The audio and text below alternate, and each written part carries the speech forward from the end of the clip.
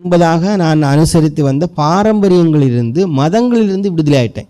So நான் மதங்களிலிருந்து பாரம்பரியங்களிலிருந்து சடங்காச்சாரங்களிலிருந்து விடுதலை ஆயிட்டேன்னு சொல்லிட்டு நான் எதனால் விடுதலை ஆனேன்னு நான் சத்தியத்தை அறிஞ்சிருக்கிறேன், அதனால் விடுதலை ஆகிட்டேன். அப்போ அந்த மெய் சத்தியம் என்னை எந்த வாழ்வுக்குள்ளாக நடத்தும் என்றால் என்னை இயல்பான ஒரு வாழ்க்கைக்குள்ளே நடத்தும்.